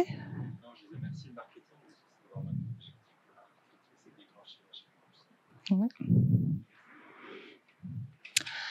Alors réparer, on a la chance. Alors je ne sais pas s'il y a ça. Il y a sûrement ça dans la région lilloise. Nous, on a le Repère Café. Je sais que c'est connu ici. Voilà. Voilà, génial. Donc voilà, quand on a quelque chose à faire réparer, on embarque même les trucs de nos mamans quand elles ont ça marche plus. Attends, je l'emmène au Repère Café. On tombe en plus sur des gens fantastiques. Les échanges humains sont vraiment vraiment riches dans ces cas-là. Et puis nous ont réparé pas mal de choses, donc très important. Réutiliser, c'est-à-dire qu'on essaye d'acheter. On va plutôt acheter un stylo rechargeable, bon briquet, on fume plus, mais parfois on peut avoir besoin d'un briquet, plutôt rechargeable. Des tissus évidemment plutôt que les papiers, des piles rechargeables, tout ce qui peut être réutilisé. Et en fait, on fuit l'usage unique, tout simplement. Dans mon métier aussi, quand je fais mes commandes de fourniture pour mes élèves, je suis très très attentive à tout ce qui est usage unique, pour essayer de leur offrir des fournitures qui sont au maximum rechargeables, réutilisables, etc. Recycler, bien évidemment. Alors, bon, en dehors des poubelles classiques, les bouchons, par exemple, les bouchons de vin se recyclent. En fait, on peut les porter. On ne savait pas au début. Il a fallu que j'enquête là-dessus. Mais il y a plein d'endroits. Je sais qu'il y a les magasins de vrac à Lille comme des Baïdés qui reprennent les bouchons. Et il y a les vins Nicolas. Il y a une grande borne à l'accueil. Et en fait, avec ça, ils refont d'autres bouchons parce que ça fait des arbres en moins à tuer. Et pour moi, c'est un recyclage important. Recycler les vêtements qui sont abîmés, etc. Donc là, c'est pareil, il y a des filières qui recyclent très proprement, ça finit en chiffon, etc. Plutôt que les mettre à la poubelle et que ce soit incinéré. Et puis, bien entendu, le papier, etc. Mais c'est vraiment recycler, c'est si on n'a pas pu refuser, réparer, réutiliser. Parce que si on n'a pas pu refuser, d'abord, j'y tiens aussi à ça. Rendre à la terre, les déchets organiques, 30% des déchets rejetés par les Français. En fait, le compostage, ça réduit aussi les volumes traités par la filière classique d'incinération, dans le sens où des épluchures de légumes, etc., c'est très humide et ça ralentit aussi la combustion. Donc, ça fait dépenser plus d'énergie, en fait, en combustion. Et puis, ça permet d'avoir un compost de qualité. On l'apprécie, notre compost. Rendre à la terre, mais pas n'importe quoi. Alors ça, c'est pareil, j'ai été très surprise en fouillant les mégots dans la rue. Quand même 137 000 mégots jetés par seconde. Je ne savais pas de quoi ils étaient composés. Alors on était tous les deux, là, on a arrêté de fumer, mais on était tous les deux fumeurs. Et en fait, c'est non biodégradable, ces petits mégots, ça n'a l'air de rien. C'est hyper toxique, nicotine, traces de pesticides, phénol, ammoniac, etc., arsenic, autres métaux lourds, mercure, plomb. Enfin, j'ai vraiment halluciné quand j'ai lu tout ça. Et jeté dans la nature, ça se dilue dans l'eau, ça se répand dans le sol. Un seul mégot, pour info, un seul tout petit mégot peut polluer jusqu'à 500 litres d'eau. Et puis la plupart du temps, moi je voyais après les marchés, là quand ils passent les jets d'eau et qu'ils mettent tout dans les égouts, donc on voit la quantité de mégots, c'est effarant. Et puis tout ça part dans la mer, puisque c'est là que ça commence. Donc en plus ça pollution marine vraiment inquiétante, beaucoup de morts de poissons aussi qui confondent avec leur nourriture. Ça, j'avais pas pensé à ça, mais c'est vraiment un mégot. Il faut vraiment avoir un cendrier de poche, quelque chose quand on fume, ou alors le jeter au bon endroit, mais surtout pas par terre. Et encore. Acheter d'occasion, reconditionner. On travaille, on ne peut pas se passer d'ordinateur, on ne peut pas se passer de téléphone, on ne peut pas. Donc tout ce qu'on a acheté ces derniers temps, je pense tout.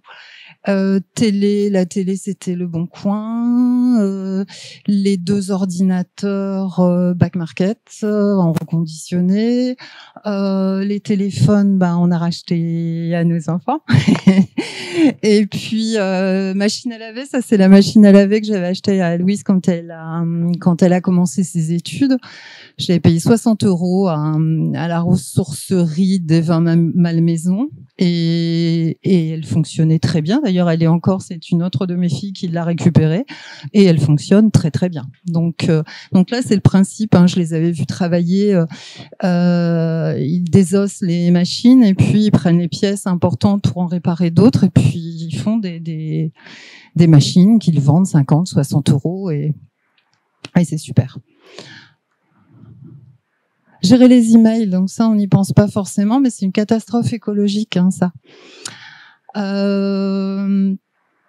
20 emails par jour et par utilisateur en émissions de CO2, ça équivaut à plus de 1000 kilomètres de voiture. Donc vider sa boîte mail et ne surtout pas oublier de vider la corbeille, parce que tant qu'on n'a pas vidé la boîte ou au moins supprimé les pièces jointes, les mails sont stockés. Hein. Un seul email stocké pendant 1 an, ça génère 10 grammes de CO2. Donc c'est vraiment se désabonner des newsletters, parce qu'il y en a. Moi j'étais abonnée à plein de trucs avant, mais en fait je les lisais pas, je les jetais directement. Et j'oubliais de vider ma corbeille. Donc ce que je ne savais pas, c'est que c'était encore stocké tant qu'on ne vide pas la corbeille. Compresser les pièces jointes, et puis ne pas faire de répondre à tous quand c'est pas la plupart du temps c'est pas nécessaire de faire des répondre à tous, parce que là on démultiplie le mail, la pièce jointe, etc. Donc ça c'est vraiment extrêmement important, et puis assez facile à faire pour le coup, mais il faut être régulier, faut pas attendre, parce que quand on s'y met au bout de quelques années, il y a quelques heures à passer au départ. Le kit indispensable lors des déplacements, faut y penser à l'avance, sinon on se dit zut, on a oublié, et puis du coup on peut pas acheter des tote bags, hein, des sacs à vrac, une gourde en inox, un mug, on a toujours un mug en métal avec nous, une paille en inox, des mouchoirs en tissu et un cendrier de poche pour les fumeurs. Hein. Donc c'est une liste non exhaustive, mais c'est important de s'équiper en fait quand on fonctionne en zéro déchet. Il faut avoir l'équipement nécessaire pour le faire. Les publicités dans les boîtes, alors normalement c'est interdit, mais je vois encore des distributeurs, des gens qui distribuent de la publicité dans les boîtes, parce que ça représentait, d'autant que c'était autorisé, 40 kilos de prospectus par foyer et par an, ce qui est énorme. La plupart du temps, en plus, on les jette directement. Moi, j'ai rarement vu des gens lire les pubs, si parfois, mais c'est vraiment rare. Donc ça, le stop pub, indispensable. Et puis, j'ai parlé de Gandhi, mais il y a un autre penseur, les plus jeunes le connaissent peut-être pas. Quand on pense qu'il suffirait que les gens n'achètent plus pour que ça ne se vende pas, cette phrase-là, je l'aime beaucoup. Parce qu'elle montre à quel point le pouvoir du consommateur, en fait, le consommateur a un pouvoir. Moi, quand j'achète un truc, je me le dis, c'est pour ça que je n'arriverai pas à faire marche arrière dans ma démarche. Je cautionne ce que j'achète. Je donne l'argent, je dis au fabricant, vous avez raison, continuez, c'est comme ça, c'est vers ça qu'on veut tendre. Donc, à chaque fois que j'achète quelque chose, je réfléchis vraiment et je me dis, mais c'est vrai que si on ne l'achetait pas, si ça ne se vendait pas, il serait obligé de trouver d'autres solutions. On a créé, alors on n'a pas de blog, de machin, tout ça, hein, mais j'ai créé il y a quelques années un groupe Facebook, c'est un groupe privé, mais on accepte évidemment tous les gens qui demandent à y rentrer. Au départ, je l'avais créé pour mes copines parce que je passais mon temps à répondre au téléphone, à envoyer des recettes, etc. J'ai dit je vais faire un petit groupe entre nous. Et puis les copines ont invité leurs copines, et puis etc. Donc là, on doit être 580, quelque chose comme ça. Alors c'est un groupe qui ne fonctionne plus puisque je n'ai plus rien à mettre dessus. Puisque ça y est, on a quelque chose qui est assez rodé. Donc ce n'est pas un groupe vraiment vivant. Par contre, il y a toutes les recettes que j'ai testées, etc. Et je me suis arrangée pour ne mettre aucune recette que je n'avais pas appréciée. J'ai enlevé quand ça ne fonctionne pas, je ne la mets pas. Contrairement, parce sur le net, on trouve énormément de choses, mais qui ne fonctionnent pas toujours. Voilà. Merci.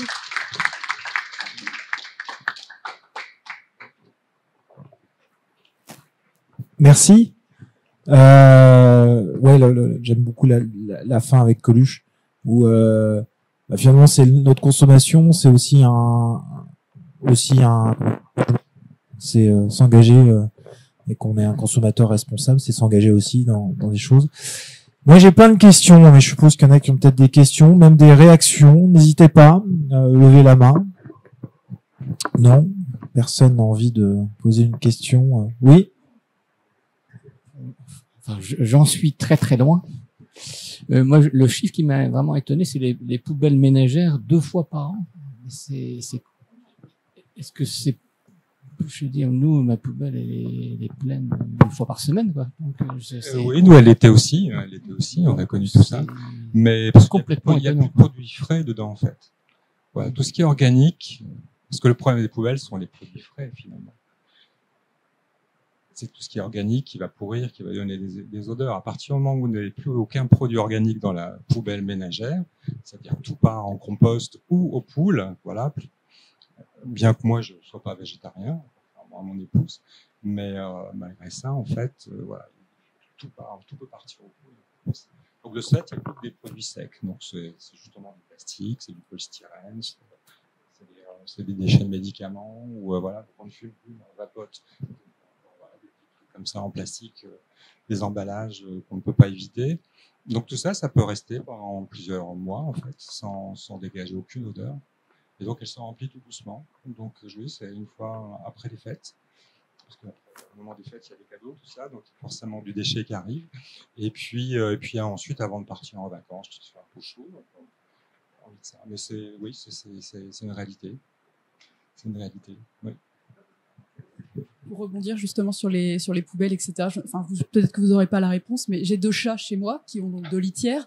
Est-ce que la litière, ça va dans le compost justement, parce qu'il faut bien que je mette quelque part leur déjection. Je ne sais pas si vous avez la réponse, mais c'est juste que je me dis, si je veux réduire ma consommation de déchets ménagers. J'ai déjà vu qu'il y avait différents types de litières. Donc, est-ce qu'il y a des litières justement Après, c'est la matière organique aussi, du coup, supplémentaire. Parce qu'autant la litière, bon, oui, la litière, c'est minéral, donc. Mais est-ce que la matière qui est avec la litière sera recyclable également? Bon, après, vous avez peut-être pas. Moi, je sais pas si je la mets. Compostable, oui. Est-ce que je peux sans que. D'accord.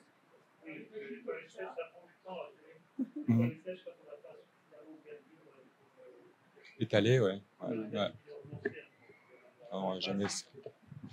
Ah oui, on n'aurait pas essayé ça, on ne s'est pas lancé sur la toilette sèche. Mais en compost, ouais, je pense qu'en compost, oui, parce que la matière elle-même, c'est une matière absorbante, c'est du minéral, donc ça ne pose pas de souci.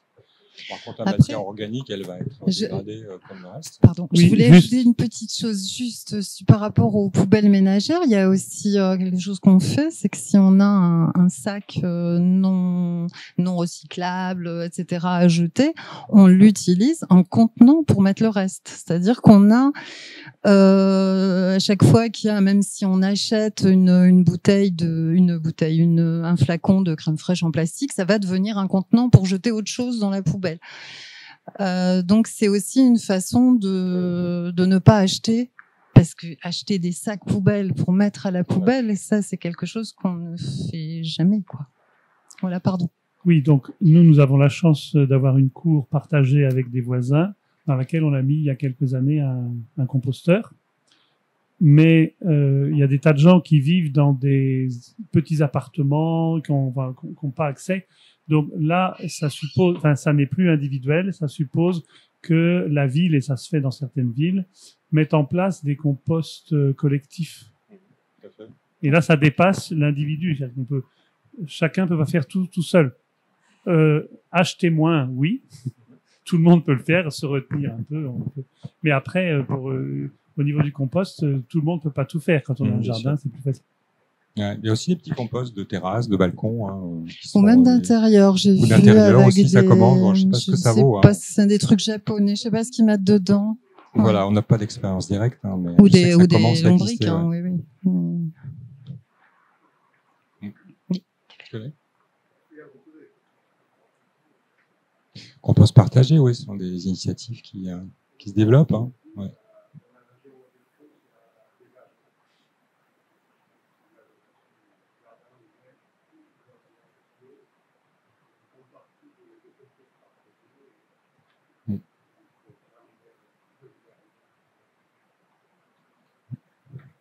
Ouais, moi j'ai une question rapide, c'est est-ce que vous êtes encore vus comme des extraterrestres? Le début a été difficile. D'abord, ça a été moi. La première extraterrestre, ça a été moi, en famille même. Hein. Quand je leur ai dit qu'on démarrait le zéro déchet, ils m'ont tous regardé en disant yo. Surtout que j'ai tendance, j'ai la réputation de ne pas toujours trouver la voie du milieu. Ils se sont dit si elle s'y met, c'est fini, on n'a plus de vie. Ça a été difficile.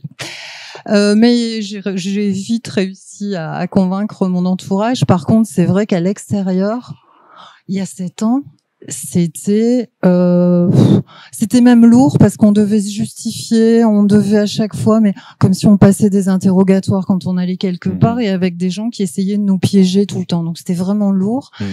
Maintenant, ça a vraiment évolué.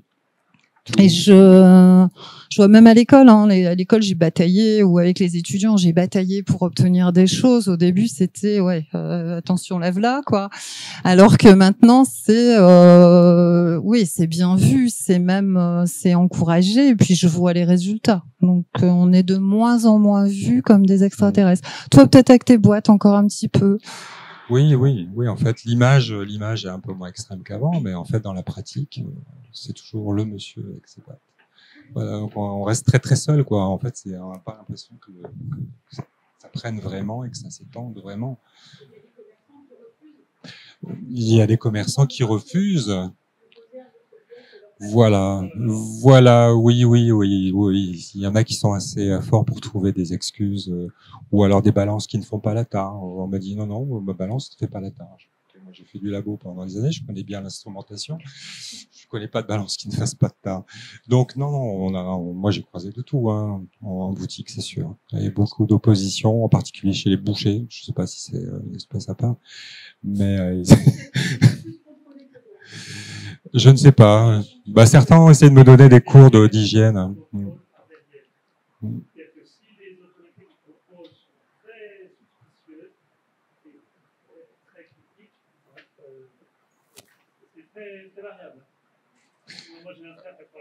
Oui. Alors le contrôle se fait du côté du boucher, mais.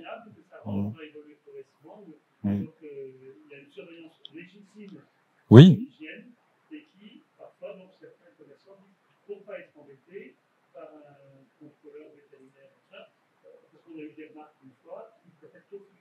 Oui, il refuse tout, oui.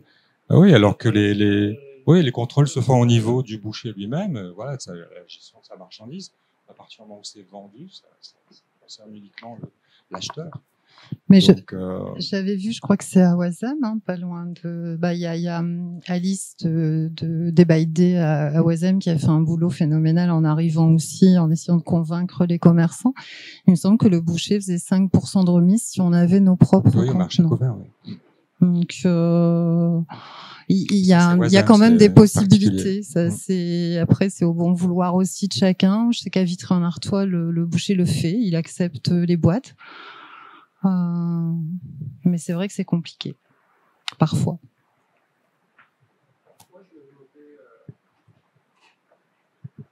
Merci.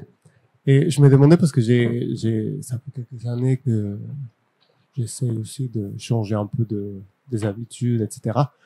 Mais là où je vois un problème, et c'est un problème qui retombe surtout sur la classe moyenne, c'est une conciliation de revenus et le temps libre ou disponible pour pouvoir entreprendre une démarche qui est bien au-delà des zéro déchet, je le considère des autosuffisance, autoconsommation, autoproduction, etc., qui mérite aussi avoir du temps libre pour pouvoir ça. Mais c'est du temps qui n'est pas colonisé par la productivité du système économique qui nous pousse à. Et dès que j'ai un revenu pas très élevé, ça veut dire que je dois être constamment dans la production pour pouvoir compenser ça. Et du coup, j'ai moins de temps pour pouvoir entreprendre ces démarches. Comment concilier ces deux points, ces deux pôles dans une classe moyenne qui est largement... Oui. C'est vrai que le temps, c'est le nouveau luxe, hein, clairement. Donc nous, au début, c'est vrai que ça nous prenait pas mal de temps, donc tous ces essais, toi en particulier, tous les essais, toute la mise en place, etc. Mais aujourd'hui, c'est vraiment inscrit dans une routine. Donc il y a même un gain de temps finalement. En fait, la routine est tellement ancrée qu'il y a plus de temps passé. Il y a eu une décantation aussi, hein, c'est ce qu'on a essayé de démontrer. On a vraiment décanté pas mal de choses. C'est-à-dire, au début, on était accro à la reproduction. Au début, l'approche, c'est de reproduire son ancien mode de vie en le remplaçant par du die, do it yourself, etc. Et après, on décante. Et on se rend compte à quel point on était finalement, on était conditionné par notre ancien mode de vie et comment avec les années, enfin les mois et les années, on se détache de pas mal de choses. C'est comme se détacher des odeurs, dissocier l'odeur de Javel de la notion de propreté, etc. Donc on décante tout ça, on va vers l'essentiel. On a un nombre très limité de produits die en fait, qui prend du temps, parce que le die ça prend du temps. Voilà, donc ça finalement on a vraiment gardé l'essentiel, les choses qui prennent peu de temps. Et pour la routine, vraiment dans le quotidien, il n'y a pas d'impact sur le temps. Il n'y a pas d'impact sur le temps et il n'y a pas d'impact sur le côté financier, puisqu'on dépense même moins d'argent. Donc, non, mais je crois qu'il y a aussi ça, beaucoup de préjugés là-dessus. L'impression que c'est réservé effectivement à certaines classes sociales et que ce n'est pas accessible à d'autres. Je suis pas convaincu. Je rebondis à ce que dit Roman. Ça demande quand même un investissement. Tu disais tout à l'heure, j'ai testé, j'ai fait des choses, j'ai manipulé, et ça demande quand même certaines compétences, peut-être, certaines connaissances. Oui. Je vois tous ces trucs chimiques, à mon avis, t'es pas loin, Pierre. La cosméto. C'est-à-dire que, est-ce que finalement, cette pratique de zéro déchet est démocratique aujourd'hui? En termes de, c'est un truc que je dis souvent dans les conférences quand je discute avec tout le monde depuis quelques jours, en termes d'ascenseur social, de pouvoir s'ouvrir certaines peut-être familles, comme dit des fois, qui n'ont pas les moyens, pas le temps, pas les compétences, pas l'ouverture, pas les connaissances. Il faut partir de plus simple en fait. Moi, j'encourage. Bon, je donnais l'exemple pour laver les sols, le carrelage, une cuillère de cristaux de soude dans un seau. Bon, ça ne coûte rien, c'est absolument pas de temps. Je me suis chronométrée quand je faisais mes produits. Là, je me chronométrais parce que pour alimenter le groupe Facebook, je voulais justement prouver que c'était pas si chronophage que ça. Et c'est vrai qu'une lessive, je crois que j'étais à 10 minutes montre en main pour faire 1 litre de lessive. Pour le déo, c'est pareil. Je mets 10 minutes, mais on est tranquille 3 mois. Donc en fait, non, ce qui peut paraître chronophage, et il y a des recettes qui sont bien faites. Après, on les réajuste évidemment, mais il y a des recettes qui sont données dans le groupe de la famille Zéro Déchet là, et sur leur blog, il y a énormément de recettes très faciles à reproduire. Donc je pense que c'est à la portée quand même de beaucoup de monde, puisque c'est aussi facile à lire qu'une recette de cuisine. Et qu'il n'y a pas besoin de connaissances chimiques, sauf si on veut créer nos propres recettes. Moi, je connais beaucoup de gens, même parmi les parents d'élèves, j'ai réussi à en convaincre, qui sont dans un milieu plus difficile, en fait, et qui se mettent à faire certains trucs et qui sont contents de faire des économies aussi par rapport à ce qu'ils achetaient avant. C'est une bonne nouvelle. Oui, alors maintenant ça reste quelques personnes. Moi, je m'attendais à convaincre beaucoup plus de monde que ça. Maintenant, bon, tant pis, quoi. Je crois qu'il y a beaucoup de préjugés aussi. Ce que tu disais, le fait qu'il faille avoir des connaissances, etc. Moi, j'ai pas franchement réinvesti mes connaissances en bio, en chimie ou en cosméto. Enfin, quoi qu'en cosméto aussi, le fait de connaître la cosmétique et la peau, ça permet de décanter finalement. La cosmétique, c'est quoi? C'est l'art de décupler à l'infini finalement des besoins assez basiques. C'est quoi? C'est nettoyer, protéger de la déshydratation, protéger du soleil, et puis maquiller, masquer, c'est tout. Donc voilà, c'est des huiles, c'est quelques produits hydrophiles, et puis c'est tout. Donc ça, c'est vrai que ça peut aider. Mais franchement, c'est accessible, tout est accessible. Il n'y a pas de recette particulièrement difficile à faire. Est-ce qu'il y a encore des questions, ici? Merci. J'ai vu, vous parliez notamment pour les produits ménagers, il y a vous citez du bicarbonate de soude, des cristaux de soude, etc., qui sont tous dans des jolis petits bocaux en verre, mais ils viennent d'où à la base? Où est-ce que vous les achetez en fait, tout simplement? Parce que moi j'achète mon bicarbonate de soude, j'en ai vu en magasin, des fois dans les petits cartons ou machin, mais des fois c'est pas forcément très rentable non plus économiquement, parce qu'ils vendent un mini petit flacon à 5 balles et machin. Donc c'est quoi vos bons tuyaux pour acheter ce genre de il y en a dans les boutiques de vrac, il y en a des Baïdés par exemple, à Oisem, on les trouve dans les boutiques de vrac. Ou sinon, parfois, il nous arrive d'acheter. À ce moment-là, on les prend en grosse quantité, genre la marque Droguerie écologique, etc., puisque c'est en papier cartonné. Et là, on achète par 5 kilos, quoi. On fait un investissement d'un coup, on sait que ça va durer, puis je remplis mes bocaux au fur et à mesure. Mais on a toujours réussi à en trouver sans plastique. Ce que je ne trouvais pas sans plastique, c'est quand je me suis mise à faire puis c'est ça, c'est trop de boulot. Les cakes vaisselle, tout ça, parce qu'il faut du SCI, là, pour faire mousser, puis ça, sans plastique, je n'en ai pas trouvé. Donc, j'ai abandonné aussi ça à cause de ça. Maintenant, non, on trouve percarbonate, c'est pareil. On trouve ça en vrac, à des prix très corrects dans des magasins de vrac. Oisem, c'est un super. Au pire, sac papier. Super quartier. Ouais, pas mal de choses. Après, sur les prix, c'est vrai que ça fait un peu peur, hein. Quand on voit le retour du vinaigre blanc gélifié maintenant à, je sais pas, 5 euros le litre, alors que ça vaut 6 euros ce que ta mère a acheté. 10 euros le litre, alors que ça vaut 30 centimes. Tout ça parce qu'on va le gélifier un petit peu, quoi. On va lui donner un aspect. On peut gélifier à la maïzena, ça fonctionne très bien. En plus. Ouais. Y a-t-il encore des questions? Remarques, n'hésitez pas. Ouais.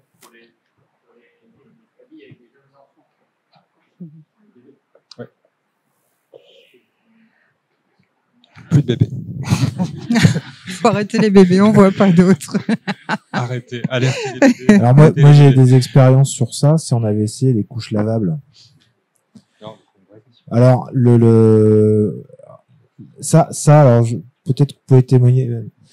On avait testé ça, on était engagés et on était des parents avec l'enfant encore imaginaire, c'est le premier enfant. Vous savez que le syndrome de l'enfant imaginaire, quand la femme est enceinte, elle imagine l'enfant parfait, on aura une vie parfaite et notre enfant aura des jouets en bois et il ne mangera que des haricots verts que je vais cuire moi-même et on aura des couches lavables, on a acheté des couches lavables et on aura de l'équipement de poussette récupérable. Et donc on est tous cette démarche là pendant que ma femme était enceinte. Et puis on dort 2 heures par nuit. Sauf qu'il peut. On a le boulot à gérer. Moi je me rappelle, à l'époque je créais une boîte et au bout d'un moment on craque. C'est-à-dire comment on sort de ça et à ma deuxième enfant qui est une fille, on n'a même pas réfléchi à dire des couches lavables, quoi. C'était inenvisageable de dire mon premier à 2 ans et demi, ma fille va arriver, je suis débordé par le boulot, je pouvais pas. Donc ouais, ça passe par mon avis le temps et le temps qu'on peut toujours donner. le temps. Ouais, le temps. Non, je sais que les couches, oui, c'est une question qui est souvent posée, hein. Donc les couches ont quand même bien changé, les couches lavables, hein, par rapport à celles d'antan, paraît-il. C'est vrai que nous, on n'a pas de pratique directe là-dessus, hein. C'est vrai qu'à 2, sans enfants, c'est plus facile. On a commencé ça, tu quittais juste la maison, je pense que tu l'as pas su. Déjà grand voilà, enfant. tu venais juste de partir. Donc c'est bien plus facile à 2, hein, bien sûr. Et donc pour les enfants, c'est un peu compliqué. Mais sur les couches, oui, il y a un impact aussi économique énormissime, hein, sur la couche, le prix des couches à l'année. C'est très très important. Donc maintenant, oui, le critère, pareil. Le temps, c'est le luxe. Le grand luxe, et avec des enfants, il y a beaucoup plus de pôles à gérer, en fait. Avec des enfants, on multiplie le nombre de pôles. Déjà là, rien qu'à 2, vous voyez le nombre de pôles différents. Et encore, on n'a pas tout cité, hein. Mais ajouter 2-3 enfants là-dessus, vous les multipliez, ces pôles-là, et c'est de plus en plus compliqué, sans parler de la pression de l'enfant derrière. Qu'on n'a pas envie de désocialiser non plus. Ça, c'est aussi des aspects plus complexes.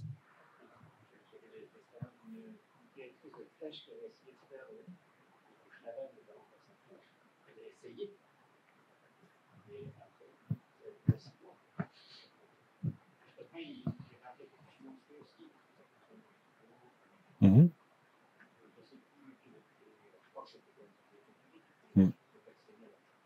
Ouais, plus compliqué.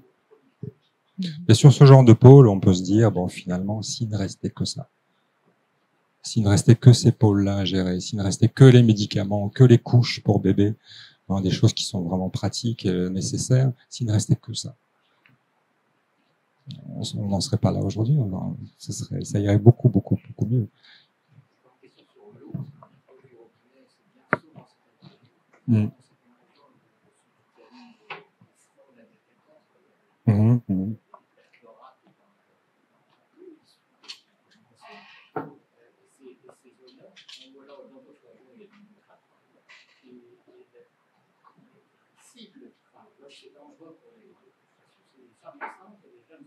Mhm, mhm.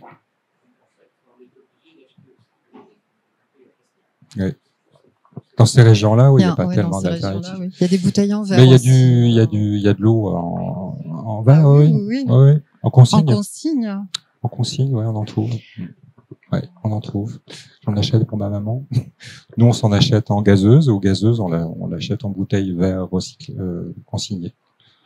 On a un de nos meilleurs amis, maintenant je peux le dire parce qu'il est en retraite, qui a quand même été responsable qualité dans une des eaux reconnues comme étant les plus fiables en France. Je vais pas citer le nom, je vais pas aller jusque-là, au bord du lac Léman, qui m'a dit un soir, alors qu'il est responsable qualité, il m'a dit, si tu savais ce que tu as raison de boire de l'eau du robinet. Et voilà. Ouais. Ouais.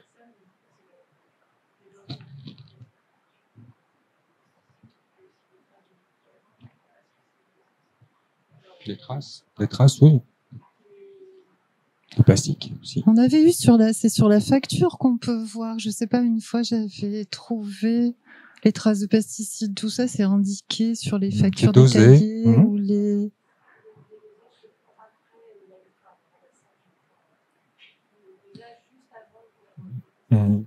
En basse saison. Ouais. Là, ajouter une information, l'eau des robinets est 100 fois plus contrôlée que les bouteilles d'eau minérale et d'eau de source aujourd'hui. De par les processus de renouvellement d'eau très complexes, c'est l'eau du robinet déjà, c'est 1000 fois 40, je crois que c'est 40 000 fois moins cher au litre. Aujourd'hui, notre source minérale, dans n'importe quelle bouteille en plastique, est moins bon au niveau qualité microbienne, quasiment pour toutes. Qualité en nitrate, certaines sont même déconseillées pour les enfants. Je sais plus quelle eau de source ou minérale est trop riche en nitrate. Et on sait que trop de nitrate peut provoquer un étouffement respiratoire chez les enfants, et plus quelle quantité de nitrate, etc. Les histoires des traces aussi dans les eaux de source et eaux minérales, si elles sont dans nos eaux de robinet, elles sont aussi dans les eaux de source et minérales. C'est juste qu'elles ne sont pas dosées. Et comme tu disais, l'eau du robinet, il y a une vraie transparence obligatoire. Aujourd'hui, après, il y a des systèmes de filtration qu'on peut utiliser. Moi, je sais que j'utilise ça. Oui, ou d'absorption. Et qui permet, voilà, de retirer tout ce qui est pesticides, etc. Un système de chromatographie très complexe.